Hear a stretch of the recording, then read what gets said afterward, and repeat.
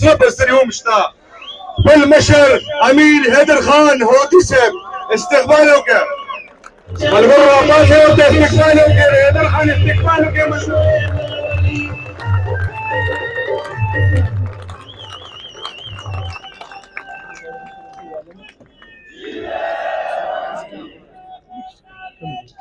मेहरबानी बच्चे वक्त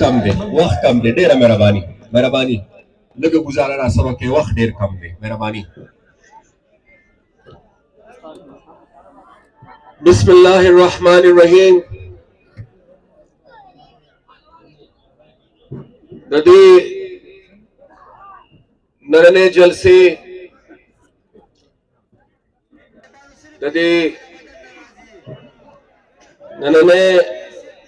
خوندوري جرګي صدر صاحب چې د چا په صدارت کې نن لخيرا دا مجلس کیږي زما کشر رور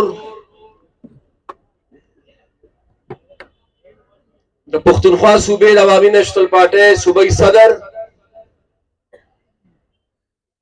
او زمونږ د مشرۍ د کور د ولی باغ وارث ایمل ولی خان او زما انتهایی قابل احترام مشرانو مرګرو رونو ځوانانو زلمو کشرانو ګلالو بچو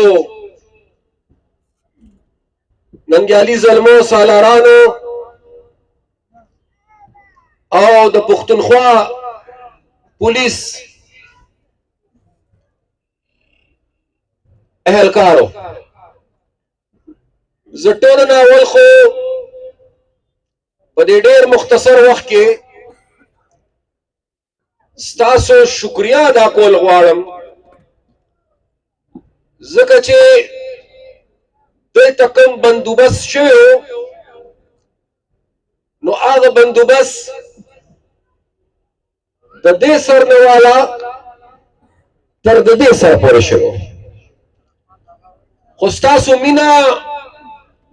ستاسو جذبه ستاسو وفا ستاسو اخلاص او د نسرې جنډې سره ستاسو تړون هغه ټولې اندازې غلط ثابت کړي هغه مینه ډېره سیوا وه هغه اخلاص ډېر سیوا شو پښتو ډېره سیوا شو میدان ټول ډک نو د هغې لپاره ستاسو شکریا ادا کوم او په دې خبره فخر کوم چې زه د باچا خان پیروکارو ته مخاطب یم او په دې خبره ډېر فخر کوم چې شکر الحمدلله زم چرته د بېخوندو په ډله کې نه یم ولاړ شکر الحمدلله چې د غیرتمندو پښتنو په ډله کې ولاړ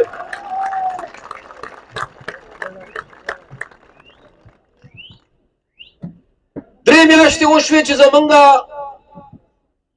دا موجوده دوره شروع شوې ده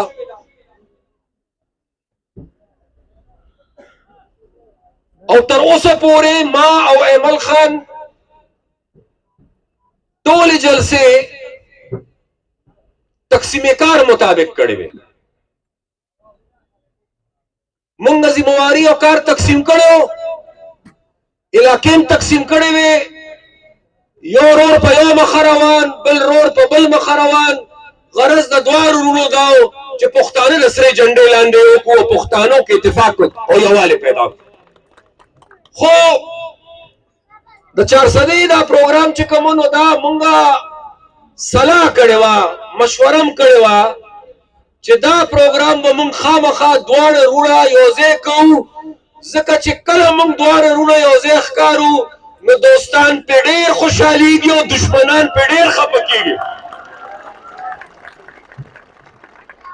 او زما سره دا وعده ده چې دا دواړه رونه به انشاءالله ټول عمر یو وي دا دواړه رونه د ولي خان دا دواړه نصیبه د سرې جنډې د سوري د لاندې د پښتنو خدمت کوي او دا مې د سره وعده ده چې د پښتنو دشمنان به په دې اتفاق خوشاله وو، د پښتنو دوستان به پې خوشاله وو، او د پښتنو دشمنان به په دې معنی سوځو او خفه کوو به، وروڼه به وله چوکه کړي انشاءالله. وخت کم دی، نورې موقع به راشي انشاءالله. زه به ستاسو خدمت کې بیا حاضرېږم. زه به تش نن دومره خبره وکړم چې 2013 او 2018 په دواړو الیکشنو کې ستاسو ګټه په بیلات کې بدله کړې شوې ده. نن یو سیاسي پارټي دا ګیله کوي چې ډي سی مال اجازت نه راکوي، انتظامیه زما خلاف پرچه کوي، او د دغه پابندۍ په وجه او د دغه سختۍ په وجه د هغې وینا دا ده چې هغې جلسې نشي کولی. زه هغې ته وایم خندا ورپسې نه کوم، زه پښتون یم، زه په دې یقین ساتم چې مخالف مې آزاد وي او مټې کولی، نو بیا به په ډغره ورځم چې مخالف مې مټې تړلي، زه بیا په ډغره نه ورځم. خو دومره ورته ویل غواړم چې تاسو د یو ډي سي او د یو اف آی آر نه یېرېږئ، تش د دې یېرئ، د دې مجبورۍ په وجه باندې جلسه نشئ کولی. که چل نه درځي راشئ، د دې پښتنو نیشنلیانو نه تپوس وکړئ، د دې نه چل زده کړئ. ډي سي او اف آی آر معمولي خبره ده، بمونه او خودکش حملې وي او د ګولو د بارودو په دغه باران کې نیشنلیانو خپلې جلسې کړي دي.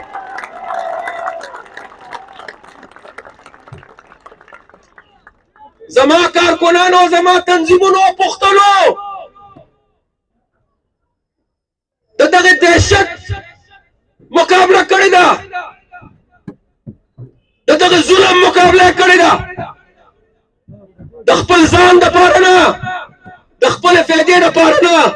د خپل قام دپاره، د خپل وطن دپاره او د خپلې خاورې دپاره هره مقابله یې کړې ده، هره سختۍ برداشت کړې ده،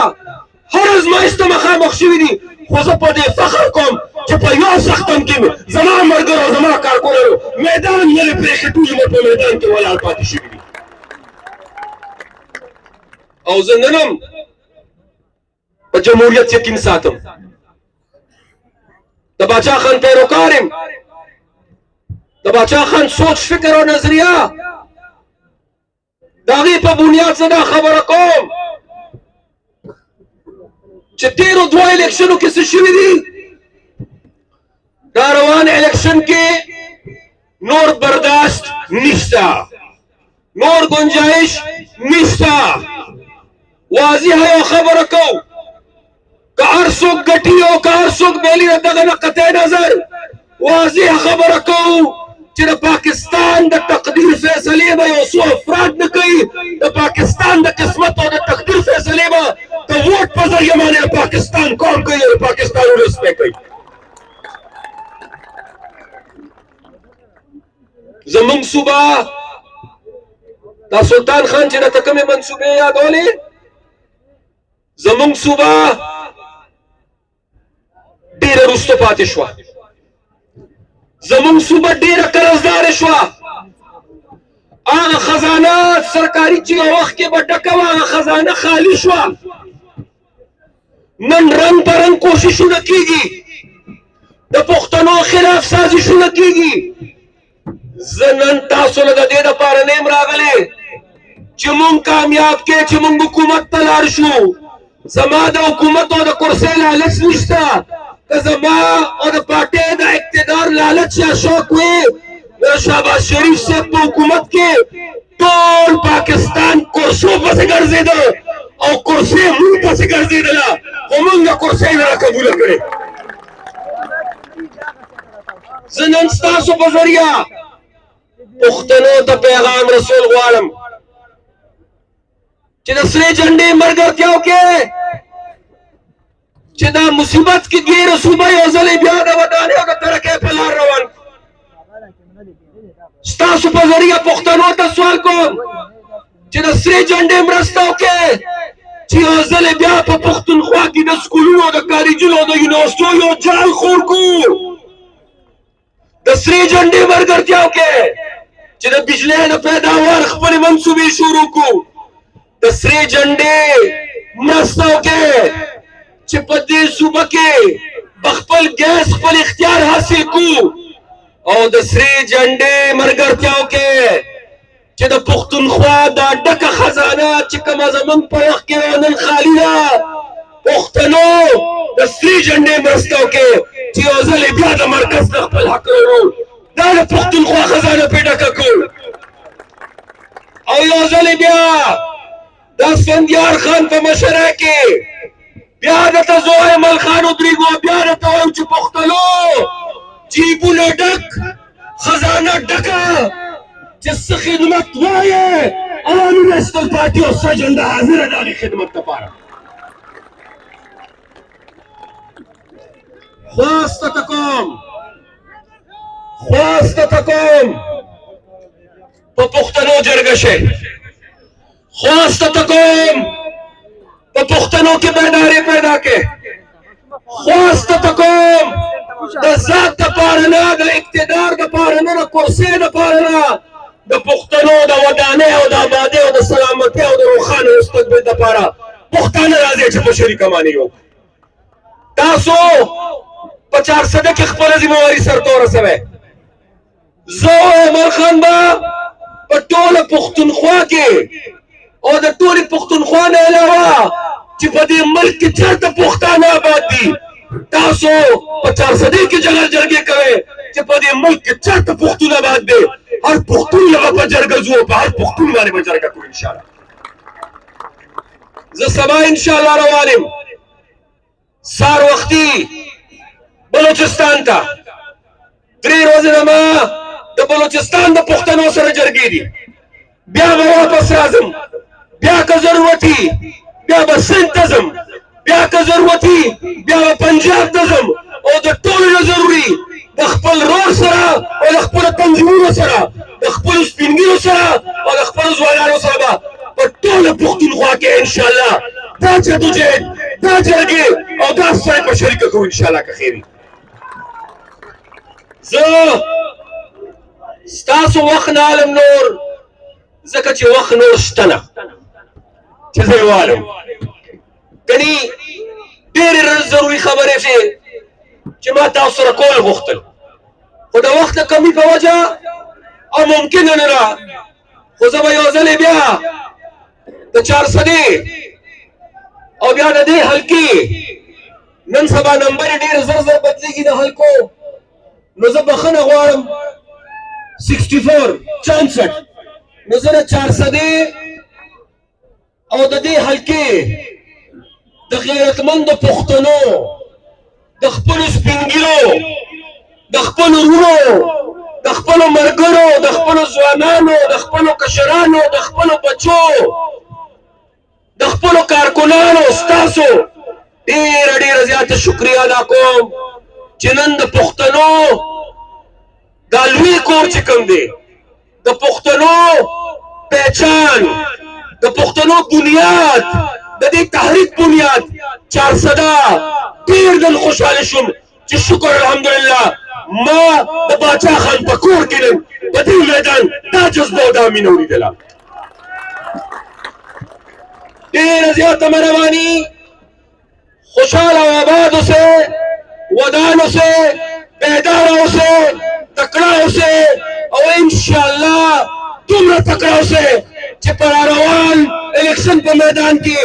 اوم د انسانانو مقابله او اوم د پرونیانو مقابله